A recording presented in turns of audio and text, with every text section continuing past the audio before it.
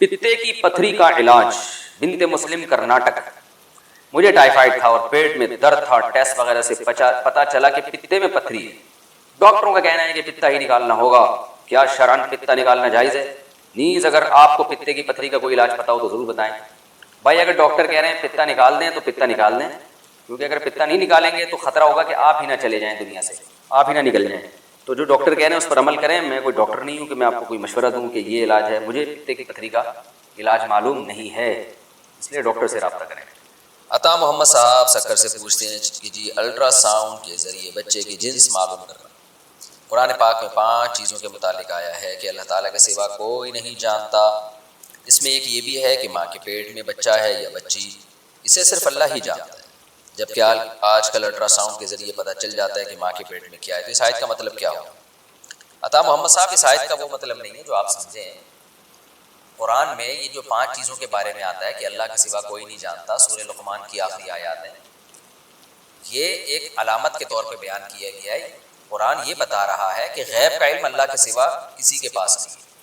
اب قرآن کا ایک طریقہ تکلم ہے، قرآن کا ایک انداز ہے۔ قرآن جزیات کے ضمن میں کلیات بیان کرتا ہے۔ جزیات کا مطلب یہ ہے کہ مثالوں سے مثالیں بیان کرتا ہے، اور ان مثالوں سے وہ مثال مقصد نہیں ہوتی بلکہ اس سے قانون اور ضابطہ بیان کرنا مقصد ہوتا ہے۔ تو قرآن نے 5 چیزیں بیان کی ہیں۔ جب بھی ہم کو کوئی نالج حاصل ہوتی ہے نا، تو نالج ہمیں خود بخود تو نہیں حاصل ہو جاتی، دیکھنے سے پتہ چلتا ہے، سننے سے پتہ چلتا ہے، سوچنے سے نالج حاصل ہوتی ہے، اور سائنسی آلات استعمال کرنے سے نالج حاصل ہوتی ہے۔ تو غیب کہتے ہیں اس علم کو جن میں آپ کے پاس وہ سورس آف نالج نہ ہو، پھر آپ کسی علم پر مطلع ہو جائیں۔ جیسے کل کیا ہوگا، اب آپ کے پاس کوئی سورس آف نالج ہی نہیں ہے، کوئی ذریعہ علم کا کوئی ذریعہ ہی نہیں ہے، تو آپ نہیں بتا سکتے کہ کل کیا ہوگا۔ لیکن اگر آپ کو محکمہ موسمیات والا آ کے بتا دیتے کہ جی بادل آ رہے ہیں اتنی کلومیٹر کی رفتار سے اور ہواؤں، تو اس سے پتہ چلتا ہے کہ کل بارش ہوگی، تو انہوں نے تو آلات کے ذریعے بتا دیا نا، تو یہ غیب رہا نہیں ہے۔ تو قرآن نے یہ بتایا ہے کہ غیب کا علم اللہ کے سوا کسی کو نہیں۔ تو اس زمانے میں یہ 5 چیزیں ایسی تھیں جو غیب سمجھی جاتی تھی، کیونکہ کوئی آلات دریافت نہیں ہوئے تھے ماں کے پیٹ میں جھانک کے دیکھا جائے کیا ہے، اور بارش کا پتہ ہی نہیں چل سکتا تھا، زندگی کا پتہ ہی نہیں چل سکتا تھا کہ کل مرنا ہے کہ پرسوں مرنا ہے۔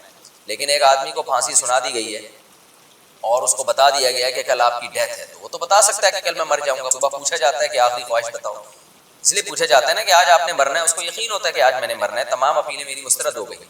لیکن وہ جو اس کو موت کا علم ہوا ہے وہ ذرائع سے ہوا ہے، لوگوں نے بتایا ہے، حکومت کا فیصلہ ہے، جج کا فیصلہ ہے، ان تمام چیزوں سے۔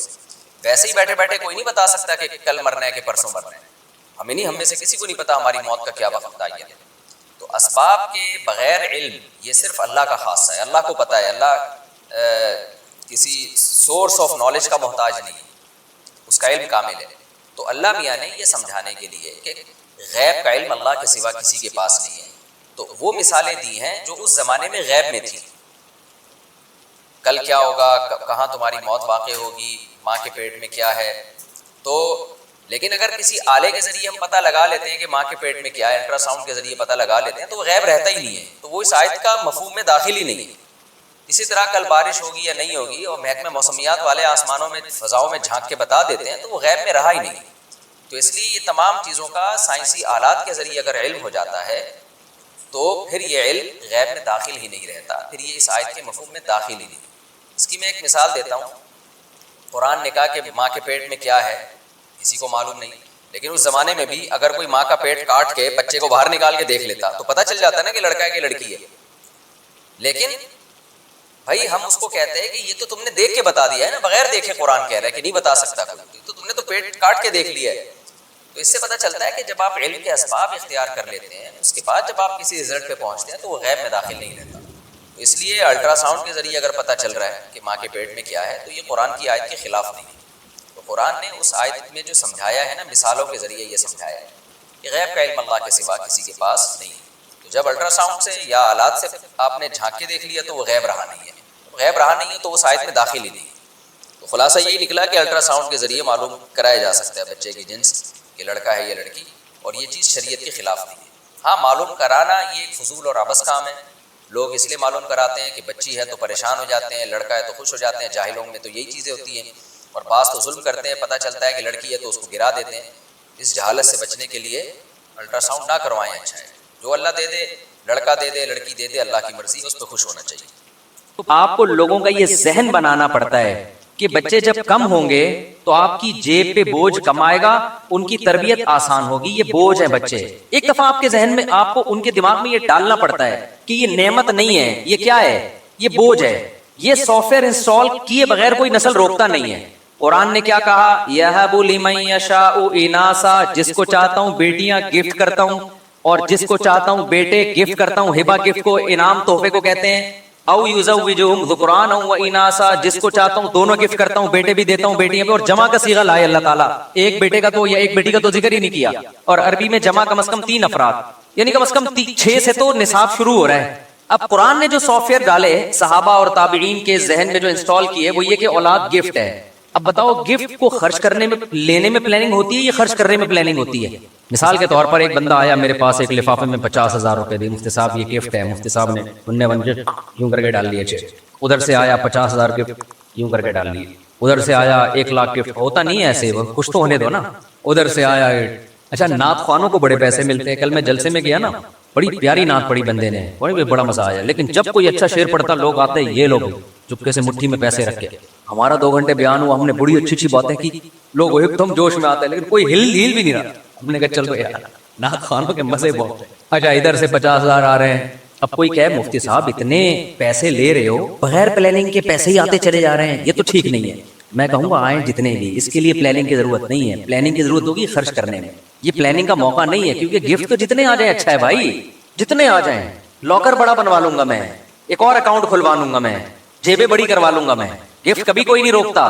پلاننگ گفٹ لینے میں نہیں کی جاتی, گفٹ کو خرچ کرنے میں کی جاتی ہے. کہ ایسے ہی اڑاؤ نہیں, اب اتنے آ گئے ہیں تو اب شادی تو ہو نہیں سکتی, اب کیا کریں ہم اس سے. پہلے تو پلاننگ آسان تھی میرے لیے. اب بھائی ایسا کرتے ہیں کہ بچوں کو ہم ذرا اور اچھے اسکول میں ڈال دیتے ہیں, ذرا اور تگڑی فیسیں ہو جائیں گی ان کی, اور یہ کر دیتے ہیں, یہ کر دیتے ہیں. ہاں بغیر پلاننگ کے اڑانا شروع کر دو گے تو یہ نعمت کی ناقدری. تو اللہ میاں نے قرآن میں جو ہمیں سافٹ ویئر انسٹال کیے نا مسلمان سوسائٹی کو, جو قرآن پڑھتے ہیں, ان کو یہ بتایا کہ اولاد یہ بوجھ نہیں ہے, بلکہ یہ کیا ہے, گاڈ گفٹڈ ہے, یہ خدا کی طرف سے گفٹ ہے. اب جب گفٹ ہے تو گفٹ آنے میں پلاننگ نہیں ہوتی, جب آ گئے تو پھر پلاننگ کرنی ہے تاکہ ضائع نہ ہو. کہ اس کو ڈاکٹر بنانا ہے, اس کو عالم بنانا ہے, اس کو مفتی بنانا ہے, اس کو کیا بنانا ہے, انسان کا بچہ بنانا ہے, کیسے بنانا ہے, کون سے اسکول میں بھیجیں, کس بزرگ کے پاس بھیجیں, کس کے بیان سنائیں, چرسیوں میں بیٹھ رہے تو اس سے کیسے بچائیں ہم اس کو, صبح شام ایسا نہ ہو پب جی کھیلتے کھیلتے زندگی گزر جائے. تو پلاننگ اس اولاد کا کیا استعمال ہے, اس میں پلاننگ ہوگی. ہمارے یہاں فیملی پلاننگ والوں نے الٹے کام شروع کر دیے, اولاد پیدا کرنے میں پلاننگ شروع کر دی کہ پلاننگ سے پیدا ہوں گے, پہلے ایک ہوگا 25 سال کے بعد دوسرا, بعض دفعہ ہوتا ہی نہیں 25 سال کے بعد دوسرا, یہ آپ کے اختیار میں ہے ہی نہیں. اب اس الٹی پلاننگ کا جو نقصان ہو رہا ہے نا, بڑا نقصان, میں بار بار کہتا ہوں, لڑکے اور لڑکیوں کی گروتھ ریشو کی ایسی کی تیسی ہو گئی. اب جس کو سب کو 2 بچے چاہیے, تو جس کو بیٹا مل گیا وہ تو نسل روکے گا, جس کو نہیں ملا وہ 5-5 6-6 بیٹیاں ہو جاتی ہیں بیٹے کی لالچ میں, وہ 6 بیٹیوں کے بعد جا کے نسل روکے گا. بیٹے 1 یا 2 اور بیٹیاں 6-6. تو یہ تو سارا فطری نظام کی ایسی کی تیسی ہو گئی کہ نہیں ہو گئی. آپ کہہ سکتے ہو کہ چائنا اور جاپان اور انڈیا, ان دونوں کنٹریز میں فیملی پلاننگ پر عمل ہوتا ہے, تو ان میں تو گروتھ ریشو ایسا نہیں ہے کہ لڑکیاں بہت زیادہ لڑکے کم, بلکہ وہاں تو لڑکے ہی شارٹ ہیں. تو بھائی وہ ایک اور ظلم کر رہے ہیں جس کا خدا آخرت میں انتقام لے گا. وہ یہ کہ لڑکیوں کو ماں کے پیٹ میں مار دیا جاتا ہے پیدا ہونے سے پہلے, ورنہ اگر وہ پیدا ہونے دینا تو وہاں لڑکیاں ہی لڑکیاں ہوں, اتنی عورتیں پیدا ہو جائیں, مرد مارکیٹ سے شارٹ ہو جائے. کیونکہ جس فیملی میں ایک بیٹا ایک بیٹی ہو گئی وہ روکے گا نسل, جس کے 2 بیٹے ہو گئے وہ بھی روک لے گا, کیونکہ بیٹے کی ضرورت لوگوں کو بیٹی سے زیادہ ہوتی ہے. خود ماؤں کو بیٹا چاہیے ہوتا ہے. آپ دیکھ لیں ہماری سوسائٹی میں 5 بیٹیاں 6 بیٹیاں 7 بیٹیاں, کس چکر میں یار, اس چکر میں کہ شاید اگلی دفعہ بیٹا ہو جائے, وہ نہیں ہوا تو اب تو سارا سیٹ اپ جب آپ فطرت کے کام میں ٹانگ اڑاتے ہو تو الٹا پلٹا ہوتا ہے. تو میں اس کر رہا تھا کہ اسلام نے جو سافٹ ویئر ہمیں ہمارے دیے, جو قرآن پڑھتے ہیں, قرآن پر ایمان رکھتے ہیں, وہ یہ کہ یہ نعمت ہے. لہذا جب آپ کے دماغ میں یہ آ گیا نا, یہ سافٹ ویئر انسٹال ہو گیا کہ نعمت ہے, تو پھر آدمی کیا چاہے گا, میری اولاد زیادہ ہو. یہ کافروں کو بھی یہی پتا تھا کہ اولاد زیادہ ہونا نعمت ہے. یہی وجہ ہے کہ قرآن کافروں کو کہتا تھا کہ تم اگر اطاعت کرو گے تمہیں اللہ کثرت سے اولاد دے گا. یمددکم باموال وبنین, یہودیوں کو اللہ کہتے ہیں ہم نے کہا کہ جب تم اطاعت کرو گے کثرت سے اللہ تمہیں اولاد دے گا. اور قرآن کہتا ہے شعیب علیہ السلام نے اپنی قوم سے کہا کہ اللہ کی نعمت کو یاد کرو, کثرکم, اللہ نے تمہاری آبادی بہت بڑھا دی ہے, یہ اللہ کی نعمت ہے, اس پہ شکر ادا کرو. فیملی پلاننگ والے ہوتے اس زمانے میں, وہ کہتے ہیں یہ بڑھا دی, یزید تو ٹینشن ہے ہمیں, تم اس کو کہہ رہے ہو اللہ کا شکر ہے، ہماری تو بڑی ہوئی آبادی کیا ہے، ٹینشن. پیغمبر کہہ رہے ہیں بڑی ہوئی آبادی تمہارے لیے اللہ کی نعمت ہے، شکر ادا کرو. تو اب جب سافٹ ویئر انسٹال کر دیے کہ یہ بوجھ ہے، تو پھر یاد رکھو کچھ دنوں تک ایسا لگتا ہے کہ 2 ہونے چاہیے، اس پہ آپ قوم کو لائیں گے، لیکن اگلا اسٹیپ پہ قوم خود آئے گی، آپ نہیں لائیں گے. وہی کہ جب بوجھ ہے تو پھر 2 کے بجائے کتنے ہونے چاہیے؟ 1. پورا اس پہ سیٹ ہو گیا. پھر 1 بھی ہے تو بوجھ ہی نا، وہ ہے کیا؟ وہ بھی کہتے ہیں بوجھ ہے. کہتے ہیں ہونا چاہیے لیکن وہ 50 سال یا جب ہم بڈھے ہونے لگیں گے اس وقت شادی کریں گے، پھر 1 ہونا چاہیے. تو یہ ایک ایسی چیز ہے جس پہ شروع آپ کرتے ہیں، پھر یہ آپ کے کنٹرول میں نہیں رہتی. بالکل وہ قصہ ہے کہ وہ جو میں نے بتایا نا کہ دریا میں کمبل بہتا ہوا جا رہا تھا، وہ اصل میں ریچھ تھا، منہ اندر تھا تو اوپر سے لگ رہا تھا کمبل. تو ایک آدمی لالچی تھا، اس نے کہا میں جاؤں گا اس کمبل کو نکال کے لاؤں گا. لوگوں نے کہا طوفانی دریا ہے، کمبل چھوڑ دے، ہم تجھے بازار سے دلا دیں گے. اس نے کہا نہیں، اتنی قیمتی چیز میں چھوڑ نہیں سکتا. لالچی تھا، دریا میں ڈبکی لگائی اور کمبل کو جا کے پکڑا تو وہ ریچھ تھا، ریچھ نے اس کو پکڑ لیا. اب اس کو بھاگے لے کے جا رہا ہے. دور سے لوگوں کو سمجھ میں نہیں آ رہا یہ کمبل کے ساتھ بہتا کیوں جا رہا ہے. تو لوگوں نے چیخ مار کے کہا نالائق ڈوب جائے گا، کمبل کو چھوڑ دے. تو یہ کہتا ہے میں تو کمبل کو چھوڑ رہا ہوں، کمبل مجھے نہیں چھوڑ رہا. تو کچھ برائیاں ایسی ہیں سوسائٹی میں، آپ کرتے ہو کہ ایک پلاننگ کے تحت ہوں گی، لیکن پھر آپ اس کو چھوڑنا چاہتے ہو، قوم پھر اس کو نہیں چھوڑتی. یورپ میں پہلے زیادہ بچوں پہ فخر کیا جاتا تھا، ان کے حکمرانوں نے اور جو ان کے وحی کے نور سے جو آری لوگ تھے، مذہب سے دشمن لوگ تھے، انہوں نے یہ باور کرایا کہ کم بچے ہونے چاہیے. نتیجہ کیا نکلا کہ انہوں نے کہا ٹھیک ہے جی کم ہونے چاہیے. اب وہ کہہ رہے ہیں زیادہ ہونے چاہیے، لیکن وہ کمبل کو وہ چھوڑنا چاہ رہی ہے ان کی قومیں، لیکن کمبل اب ان کو چھوڑنے کے لیے تیار نہیں ہے. وہ جو سافٹ ویئر ایسے انسٹال ہو گئے ہیں، وہ سافٹ ویئر کسی سے ریموو ہی نہیں ہو رہے. اب وہ سمجھ میں آ رہی ہے بات کہ نہیں آ رہی؟ وہ اب ریموو ہی نہیں ہو رہے، ڈیلیٹ کا بٹن ہی اڑ گیا ہے وہاں سے. تو آپ یہ جو ایک اتنی بھیانک چیز ہے، یہ پھر آپ کے کنٹرول میں نہیں رہتی. اس لیے جو نیچر پہ چل رہے ہو نا، تو یہ ایک برائی تو یہ ہے کہ جب یہ آپ دماغ میں ڈال دو گے تو پھر کیا ہوگا. پھر دوسرا، جب آپ یہ کسی کے دماغ میں ڈال دیتے ہو نا کہ پیسہ خرچ کرنے سے کم ہوتا ہے، یہ سافٹ ویئر جب کسی کی کھوپڑی میں آ جائیں تو وہ اپنی نسل بھی روکے گا. کیونکہ فیملی پلاننگ کے پیچھے جذبہ کیا ہے کہ آپ کی اپنی اولاد جب زیادہ ہوگی تو آپ کی غربت میں اضافے کا ذریعہ، یعنی آپ کو اس کو کھلانا پڑے گا تو آپ کی آمدن ڈیوائیڈ ہوگی. ایسا ہی ہے نا. یہ سافٹ ویئر آج کی لبرل دنیا نے انسٹال کر دیے لوگوں کی کھوپڑیوں میں. اب جب یہ سافٹ ویئر انسٹال ہو گئے، اب اس کا نقصان کیا ہوا؟ سافٹ ویئر جو انسٹال ہوئے ہیں ان کی نیت تو یہ تھی کہ صرف اس جذبے سے نسل کو روکو، لیکن سافٹ ویئر یہ کہہ رہا ہے کہ اس جذبے سے جب نسل روکی جا سکتی ہے، اور اس کے پیچھے فلسفہ یہ ہے کہ خرچ کرنے سے ڈیوائیڈ ہوگا، تو ڈیوائیڈ تو اور بہت سارے کاموں سے ہو رہا ہے. شادی کرنے سے بھی ڈیوائیڈ ہوتا ہے. اگر کوئی نوجوان 18 سال میں شادی کرتا ہے تو جتنا کما رہا ہے وہ ڈیوائیڈ ہو کے کہاں جائے گا؟ آدھا بیوی کے پاس جائے گا. تو انہوں نے نکاح کرنا بھی کیا کر دیا گوروں نے، حالانکہ ان کی قوم، ان کی ریاستیں یہ نہیں چاہتی تھی کہ یہ جلد شادی کرنا چھوڑ دیں. فیملی سسٹم کو تو وہ بھی چاہتے ہیں پروموٹ کرنا، لیکن جب صرف ایک چیز کو غلط ہوئی ہے نا، اس غلط کے نتیجے میں بہت ساری چیزیں غلط ہونا شروع ہو گئی. تو انہوں نے شادی کرنا بھی چھوڑ دی. یار جب میرا پیسہ ہے تو پھر میرا پیسہ ہے، میں کیوں بیوی کو کھلاؤں بھائی؟ پھر جب بیگم کو نہیں کھلانا، اپنے بچوں کو نہیں کھلانا، تو کسی بیوہ سے شادی کر کے اس کے یتیم بچوں کو کھلانا، یہ تو پاگل پنا اور حماقت. اس ایسے آدمی کے تو سینگ ہونے چاہیے سر پہ حماقت کے، کہ اپنی جو اپنا بلڈ ہے اس پہ خرچ کرنے سے پیسے کم ہوتے ہیں، تو دوسرے کے بلڈ پہ خرچ کرنا تو اور پرلے درجے کی حماقت ہے. ابے بھائی کھوپڑی شریف میں باتیں آ رہی ہیں کہ نہیں آ رہی ہیں؟ تو یہ ایسا الٹا پلٹا ہوا ہے نا کہ اب اس کی بریکیں نہیں. اب یہ لبرل دنیا کیا کر رہی ہے؟ اب یہ ایک تو شادیاں 40 سال میں کرتے ہیں، پھر ان کو بیوی چاہیے کمانے والی، کیونکہ ان کے سافٹ ویئر اپڈیٹ ہوتے جا رہے ہیں زمانے کے حساب سے اور اپگریڈ ہوتے جا رہے ہیں. اپڈیٹ نہیں بلکہ اپگریڈ ہوتے جا رہے ہیں ان کے سافٹ ویئر. پہلے یہ تھا کہ صرف بچے ہی 2 ہونے چاہیے، پھر یہ تھا کہ بھائی بیوی بھی نہیں ہونی چاہیے، شادیاں بھی 1 ہونی چاہیے، اور پھر بیوی بھی نہیں ہونی چاہیے، پھر جب اگر ہو بھی تو پھر 50 سال میں ہونی چاہیے، اور پھر کسی بیوہ یا یتیم بچے کو پالنا یہ بھی نہیں ہونا چاہیے. تو ہوتے ہوتے ہوتے ہوتے وہی ہوگا جو ہو رہا ہے دنیا میں میرا مال. پھر معذوروں کے لیے گورنمنٹ پتہ ہے کیا کرے گی؟ وہی کچھ کرے گی جو یورپ میں کیا ہے. وہاں سگا بھائی اپنے سگے معذور بھائی کو نہیں پالتا، گورنمنٹ پالتی ہے. آج آپ کا بھائی معذور ہے، کون پالے گا؟ گورنمنٹ پالے گی، آپ پالو گے. یہ آپ کی خوبی ہے. یہ یورپ اور امریکہ میں ان لوگوں کی خوبی نہیں ہے، وہاں گورنمنٹ پالتی ہے. لوگ گورنمنٹ کی بڑی تعریفیں کرتے ہیں اور صحیح کرنی چاہیے کہ قانون مضبوط ہے، معذوروں کا حکومت پالتی ہے. لیکن آپ کو پتہ ہے نا کہ ضرورت ایجاد کا نام ہے. تو یہ ضرورت تھی اس سوسائٹی میں جس کی وجہ سے یہ قانون ایجاد ہوا ہے. کیونکہ وہاں گورا پالنے کے لیے، وہ اپنے بوڑھے باپ کو پالنے کے لیے تیار نہیں ہے. تم جب پہلے اولاد روکی نا، پھر ابا بھی روکو. ابا کو تو روک سکتے نہیں کیونکہ ابا پہلے پیدا ہوتے ہیں، بچہ بعد میں پیدا ہوتا ہے. تو ابا کو روکنے کا یہ ہے کہ ابا پہ خرچ نہ کرو، میرا پیسہ ہے تو میں نا. تو گورنمنٹ نے کہا یار یہ تو روڈوں پہ بڈھے بیچارے بوڑھے پڑے ہوئے ہوں گے یہاں پہ، تو انہوں نے بڑا اچھا نظام بنایا, اولڈ ہاؤس بنایا کہ یہ بوڑھوں کو ہم جا کے بڑی تعریفیں کرتے ہیں, دیکھو گورنمنٹ یہاں بوڑھوں کو کتنا اچھا کھلا, کتنی کیئرنگ حکومت ہے, ایک ہماری حکومت ہے. مار دیا بڈھوں کو, حکومتوں نے یقیناً مارا ہے, پبلک نہیں مارتی. پبلک غریب ٹماٹر بیچے گا اپنے بوڑھے باپ کو گلے سے لگا کے رکھے گا گھر میں. یہ جذبہ گورے میں بولو نا نہیں ہے.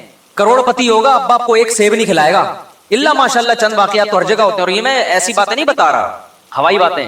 تو اب معذوروں پہ خرچ گورنمنٹ, لیکن اللہ میاں نے دوسرے طریقے سے ان سے انتقام لیا ہے کہ ٹیکس نکالو ان سے, ٹھیک ہے ٹھیک ٹھاک طریقے سے.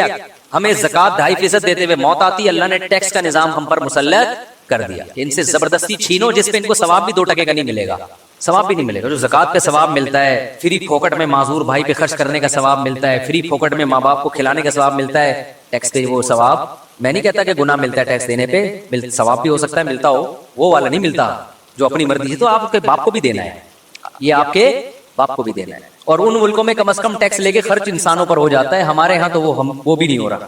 کھوپڑی شریف میں بات آ رہی ہے کہ نہیں آ رہی ہے؟ کھوپڑی ہے الحمدللہ, تو بات بھی آ رہی ہوگی. اچھا خیر. تو اب دیکھو انہوں نے وہ والے سافٹ ویئر انسٹال کر دیے نا ان میں, یہ یہاں سے شروع ہونا اولاد پہ خرچ, تو پھر بیوی پہ بھی خرچ نہیں, پھر ابا پہ بھی خرچ نہیں, پھر معذوروں پہ بھی خرچ نہیں. اسلام نے اس کے بالکل اپوزٹ سافٹ ویئر انسٹال کیے. اسلام نے کیا سافٹ ویئر انسٹال کیے؟ کہا کہ تمہارے لیے پیغمبر کی زندگی میں بہترین نمونہ ہے. اللہ کرے یہ کھوپڑی میں باتیں بیٹھ جائے خدا, یہ دل کو درست کرنے کی باتیں, اور اللہ کی قسم یہ باتیں دل میں بیٹھ گئی نا, سب سے پہلا انعام پتہ ہے کیا ملے گا؟ ٹینشن فری زندگی, دماغ ایسا ریلیکس ہوگا, مزے کی زندگی اللہ دے گا. جس کے دل میں دنیا اور دولت کی محبت ہونا, سب سے پہلے اللہ اسے انتقام یہ لیتا ہے, اس کا سکون چھینتا ہے اللہ. دل بڑا ہو جائے گا, خرچ کرنے کی عادت پڑے گی, لائف کو کیا کرو گے؟ انجوائے کرو گے لائف. یہ پہلا انعام ملتا ہے جس کے دل سے دنیا کی محبت نکلتی ہے. ایسے اٹکے ہوئے ہیں نا اینٹوں میں, دیواروں میں, کیا مجھے تو بہت عجیب سا محسوس ہوتا ہے یار. تو کیا ہوا کہ جی وہ اسلام نے اس کے برعکس کیا بتایا؟ ہمارے پیغمبر صلی اللہ علیہ وسلم سے زیادہ اللہ نے کسی کو مسکین پیدا ہی نہیں کیا, تاکہ مثال وہ سامنے آئے جو بالکل اپوزٹ, تاکہ کوئی اشکال نہ کر سکے اصل میں ان کے پاس تو پیسے ہیں. 40 دن گھر میں چولہا نہیں جل رہا, اور بیویاں کتنی رکھی ہوئی ہیں؟ 9 ایٹ اے ٹائم. سمجھ میں نہیں آ رہی بات؟ یہاں شرمندہ ہو جاتے ہو آپ لوگ. خیر آگے چلو. ایک بیوہ سے نکاح کر رہے ہیں حضرت ام سلمہ سے, جن کی عمر بھی زیادہ ہے اور 2 بچے بھی ہیں. ان کو نکاح کا پیغام بھیجا, انہوں نے کہا یا رسول اللہ میری عمر زیادہ اور میرے ساتھ تو 2 بچے بھی ہیں, میں ان کو چھوڑ کے کیسے آ سکتی ہوں؟ آپ نے فرمایا کہ میری عمر تم سے بھی زیادہ ہے, کوئی بات نہیں, تمہاری عمر زیادہ ہے تو میری تم سے بھی زیادہ, اور جو 2 بچے تو چھوڑ کے آنے کی ضرورت نہیں ہے, وہ بچے بھی اللہ و الی الرسول, اللہ رسول کی طرف میری کسٹڈی میں پلیں گے. آج کے لیبرل طبقہ اس وقت ہوتا, اگر آج کے جو کیلکولیٹر لے کے بیٹھے ہوتے ہیں نا, پلاننگ کیوں بھائی پلاننگ, کیا کسی پلاننگ کے لحاظ سے یہ کچھ تک بنتا ہوا نظر آ رہا ہے کہ آپ کے پاس خود تو ہے نہیں, اور آپ دوسروں کے بچوں کی کفالت کر کے ان کو کہاں سے کھلاؤ گے بھائی؟ نہیں آئی بات. کوئی تک بنتا ہے, لاجک بنتی ہے اس کی, کوئی بظاہر کوئی لاجک نہیں بنتی, لیکن سافٹ ویئر انسٹال کیے جا رہے ہیں. ہم تو اپڈیٹ کر رہے ہیں سافٹ ویئر, انسٹال تو پیغمبر کر کے گئے ہیں, کیونکہ انسٹال کرنا مشکل ہوتا ہے, اپڈیٹ کرنا ایک بٹن پہ ہو جاتا ہے. اب اپڈیٹ کرنا بہت مشکل ہو رہا ہے, سوچو انسٹال کرنا کتنا مشکل ہوگا. لیکن صحابہ کے ہاں 2 منٹ میں انسٹال ہو گئے تھے سافٹ ویئر, کیونکہ ان کا ایمان مضبوط تھا, ان کو سمجھ میں آ گیا تھا کہ بھائی جو پیغمبر کہہ رہے ہیں وہ بالکل ٹھیک کہہ رہے ہیں, لہٰذا صحابہ نے بھی یہی روش اختیار کی ہے. پھر تو بیوہ سے نکاح کر کے اپنی ذمہ داری بھی بڑھا رہے ہیں اور کہہ رہے ہیں 2 بچے بھی لے آؤ. سوال پیدا ہوتا ہے بھائی اس کی تو کوئی لاجک ہی نہیں ہے. بھائی لاجک یہ ہے کہ رزق پہلے آتا ہے, ماں کی چھاتیوں میں دودھ پہلے آتا ہے یا بچہ پہلے آتا ہے؟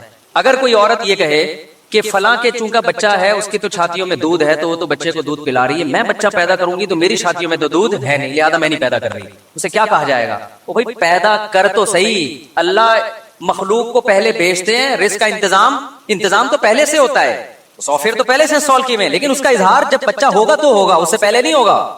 تو آپ کی لائبلٹیز جب بڑھیں گی نا, ذمہ داریاں بڑھیں گی, تو رزق کے دروازے کھلیں گے.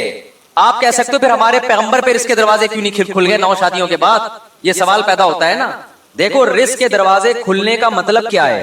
ہر ایک کو نا اس کے حساب سے رزق کے دروازے کھلتے ہیں. رزق کے دروازے کھلتے ہیں, کسی پہ دولت کے انبار لگ جاتے ہیں, کسی نے اپنے لیے جب غربت کو اختیار کیا, ہمارے پیغمبر نے تو غربت کو اختیار کیا ہے نا, کیونکہ آپ پہ رزق کے دروازے کھل جاتے ہیں نا, تو بہت ساری اس میں مصلحتیں فوت ہو جاتی. اللہ نے کہا ضرورتیں پوری ہوں گی, استغنا دے دوں گا میں, دل میں یہ غربت کا خیال نہیں آئے گا. ہمارے نبی کے گھر میں کھانے کو نہیں تھا, لیکن آپ کے دل میں استغنا بے پناہ تھا, تو اسی میں صبر کی توفیق دے دینا, یہ بھی رزق کے دروازے کھلنا ہے. حضرت ام سلمہ اسی غربت میں نبی کے ساتھ گزارا کیا. حضرت عبد الرحمن ابن ابی سلمہ اور آپ کی جو دوسری بہن تھی وہ نبی کی کسٹڈی میں بڑے ہو گئے, اسی طریقے سے ہو گئے بڑے. تو ضرورتیں پوری ہو گئی کہ نہیں ہو گئی؟ پھر آپ صلی اللہ علیہ وسلم کے جو ستیلے بیٹے تھے آگے حدیثوں کا پرچار کرتے، بنیادی ضرورتیں ان سب کی ساری پوری ہوئی ہیں. اس لیے میں بار بار کہتا ہوں اگر آپ پہ رزق کے دروازے نہیں کھل رہے تو آپ سمجھ لو کہ جتنا رزق مجھے مل رہا ہے میری ضرورت کے لیے یہ کافی تھا. میں نے جو سٹی اسکول اور بیکن ہاؤس کو اپنا معیار بنایا ہوا ہے یہ معیار